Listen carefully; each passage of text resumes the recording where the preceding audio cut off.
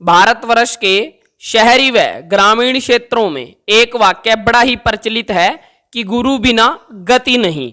और यही कारण है कि बाबाओं के डेरों में उनके शिष्यों की संख्या दिन प्रतिदिन बढ़ती ही जा रही है। किंतु वेद और वेद प्रमाणित ग्रंथ इस विषय में क्या कहते हैं, आइए जानने का प्रयास करते हैं। तो अब प्रश्न उठता है कि गुरु किसको कहते हैं और क्या गुरु का होना अनिवार्य है। आइए इस प्रश्न के समाधान पक्ष की ओर चलते हैं। उत्तम गुणों से गौरवान्वित किसी भी व्यक्ति को गुरु कहा जा सकता है। शिक्षा देने वाला शिक्षक आदरणीय होता है, उसको भी गुरु ही कहते हैं। महर्षि याज्ञवल्क्य जी ने याज्ञवल्क्य स्मृति में लिखा है कि धार्मिक क्रियाओं को संपादित करके वेदों का ज्ञान कराने वाला गुरु है। मनु महाराज जी कहते हैं कि थोड़ा व अधिक ज्ञान देने वाले को गुरु कहते हैं। इस विद्यादान करने के बदले में छात्र से शुल्क भी लिया जा सकता है। गुरु मार्गदर्शक होता है, वह असत्य से छुड़ाकर सत्य के दर्शन कराता है, अंधकार से हटाकर प्रकाश की ओर ले जाता है। प्राचीन भारतीय साहित्य में शिक्षकों के लिए 4 पदों का प्रयोग किया है।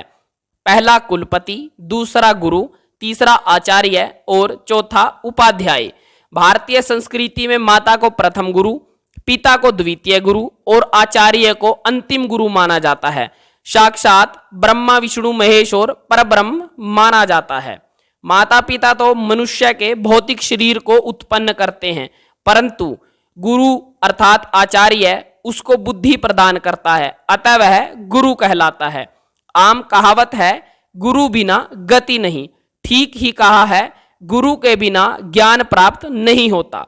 कोई कितना भी पढ़ा लिखा हो, स्वाध्याय कर ले, पुस्तकों से ज्ञान प्राप्त कर ले, परंतु गुरु के बिना ज्ञान विकसित नहीं होता है।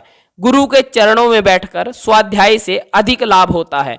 आचार्य अपने शिष्य का उपनयन संस्कार कर उसको अपनी देखरेख में धारण करता है, उसे पढ़ाता है, समझाता है, उसे योग्य बनाता है। इस प्रकार वह अपने शिष्यों का बौद्धिक और आध्यात्मिक गुरु होता है। गुरु अपने शिष्यों की भलाई चाहता है, उन्नति चाहता है, उसे सच्ची विद्या देता है। विद्या वही है जिससे आत्मा परमात्मा का दर्शन हो। तो अब प्रश्न उठता है कि गुरु और शिष्य का आपसी संबंध कैसा होना चाहिए। आइए इस पर विचार करते हैं। शिक्षा संस्कृत भाषा का शब्द है जिसका व्याकरण सम्मत अर्थ है विद्या को ग्रहण करना। जो शिक्षा देता है उसे शिक्षक कहते हैं। विद्या देने वाले शिक्षक के 3 स्तर हैं। पहला आचार्य, दूसरा उपाध्याय, तीसरा गुरु। पहला आचार्य शिष्य के चरित्र का निर्माण करता है, ज्ञान के नए नए विषयों की जानकारी देता है और आचार्य ही उसकी बुद्धि को सही प्रकार से सोचने में समर्थ बनाता है। दूसरा उपाध्याय द्वितीय स्तरीय शिक्षक होता है जो अपनी आजीविका के लिए शिष्य को वेद के एक अंग की अथवा वेद के सभी अंगों की शिक्षा देता है। तीसरा गुरु तृतीय स्तर का शिक्षक होता है जो यजमान के यहाँ संस्कारों को विधि पूर्वक कराता है और गुरुकुल की व्यवस्था देखता है।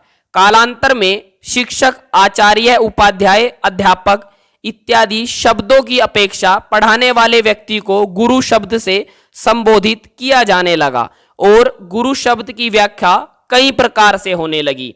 जो उत्तम गुणों से गौरवान्वित हो उसको गुरु कहते हैं। पूजनीय पंडित, स्वामी इत्यादि को भी गुरु कहते हैं।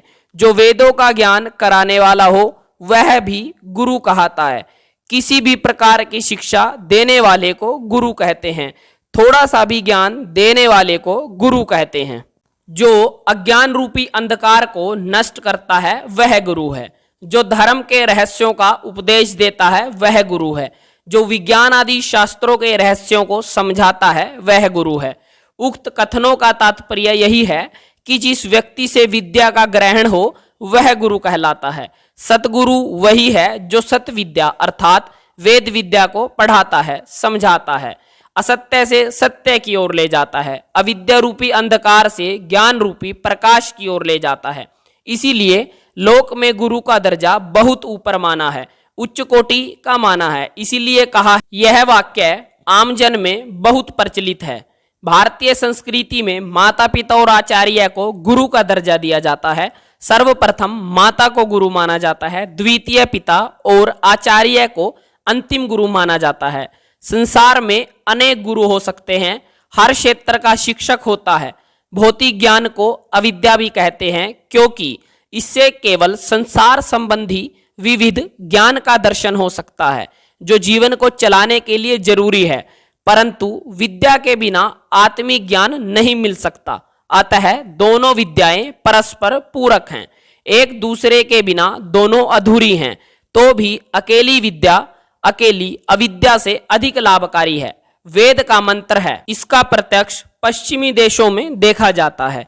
वहां केवल अविद्या के लाभ से भौतिक पदार्थों में जीवन बिताते हैं, परंतु भारतीय संस्कृति में विद्या को अधिक प्रधानता दी जाती है। वेद में विद्या अविद्या की विशद चर्चा है।